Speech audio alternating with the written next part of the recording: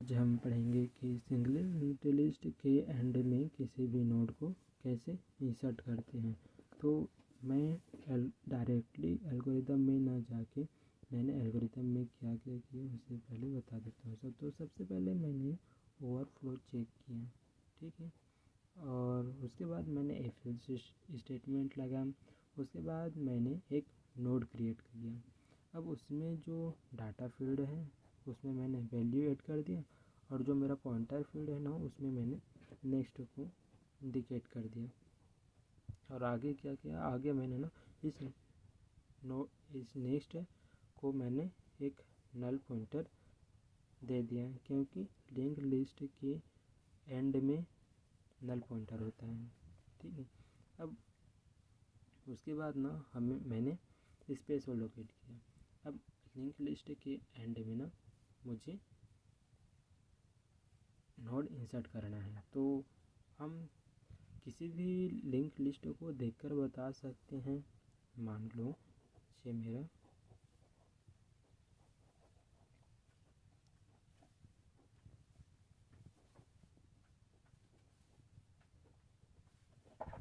नल और ये मेरा स्टार्ट। तो मैं इस लिंक लिस्ट को देखकर बता सकता हूँ कि जो मेरा लास्ट नोड है ना यहाँ पर है, लेकिन जो मेरा प्रोग्राम होगा वो ये नहीं समझता, वो टर्मिनेट हो जाएगा, उसे पता ही नहीं चलेगा कि इसका नोड कहाँ पर है। तो इसके लिए ना हम बारी बारी से ट्रेवर्स करते जाते हैं। यहाँ से ट्रेवर्स करेंगे, यहाँ पर ट्रेवर्स करेंगे, यहाँ से यहाँ से।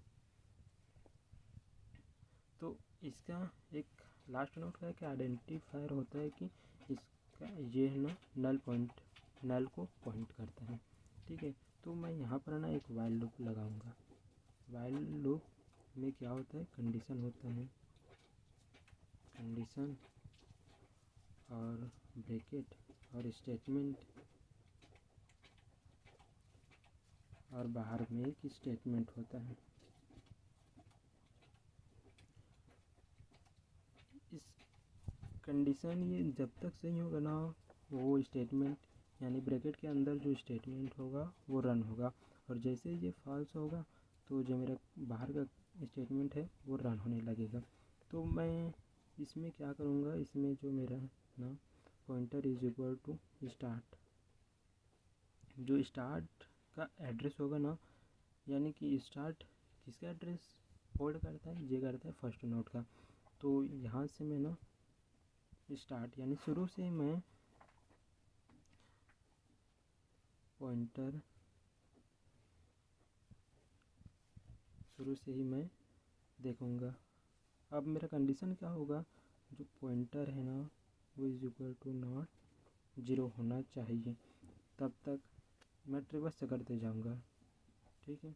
यहाँ से यहाँ पर चेक करूँगा, यहाँ पर चेक करूँगा, यहाँ पर चेक करूँगा, यहाँ पर चेक करूँगा, और जैसे ही लास्ट नोड आएगा तो ये मेरा जो पॉइंटर है ना वो 0 हो जाएगा, इज इक्वल टू नॉट 0। और 0 0 के बराबर नहीं है, बल्कि 0 के बराबर होता है, मतलब कि जो कंडीशन है ना वो फॉल्स हो जाएगा। तो जो मेरा प्रोग्राम होगा वो बाहर जो ब्रैकेट के बाहर स्टेटमेंट होगा ना वो रन करने लगेगा। अब ये हो गए, यहाँ तक हो गया। मैंने जो मेरा प्रोग्राम है वो जान लिया कि जो लिंक लिस्ट का लास्ट नोड है वो यहाँ पर है। तो अब मैं क्या कर दूँगा, इस लास्ट नोड को जो मैंने क्रिएट किया ना उसको यहाँ पर इंसर्ट करा दूँगा।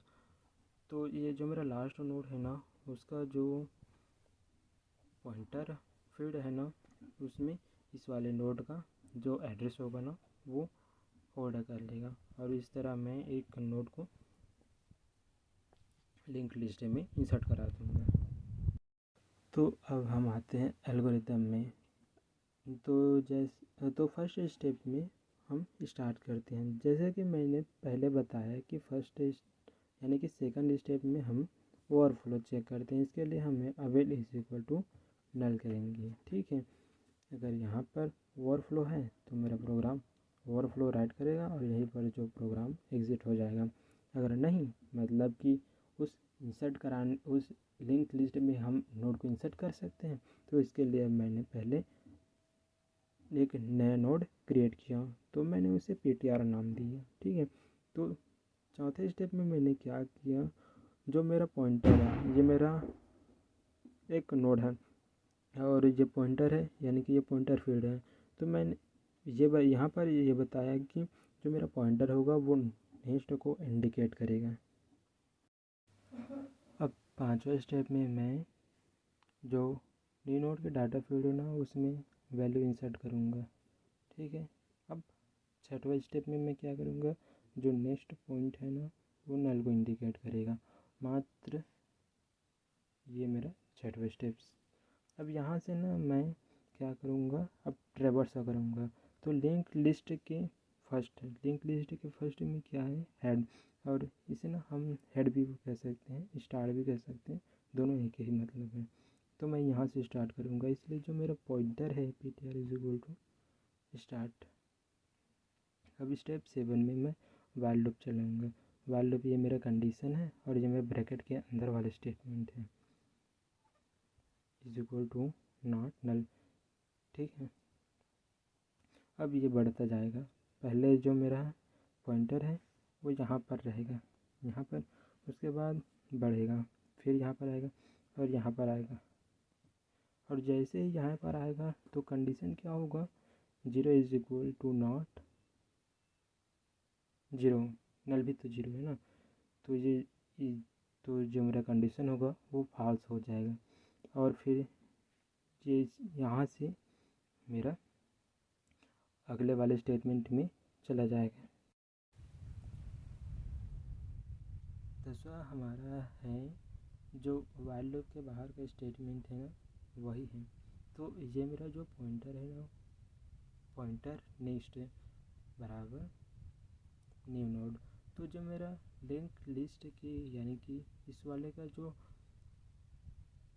पॉइंटर है ना, वह मेरा न्यू नोड को इंडिकेट कर रहा है, जिसे मैंने पहले ही क्रिएट कर लिया है। इस तरह ये इंसर्ट हो जाएगा लिंक लिस्ट में। इस तरह हमने एक नोड को लिंक लिस्ट में इंसर्ट कर लिया।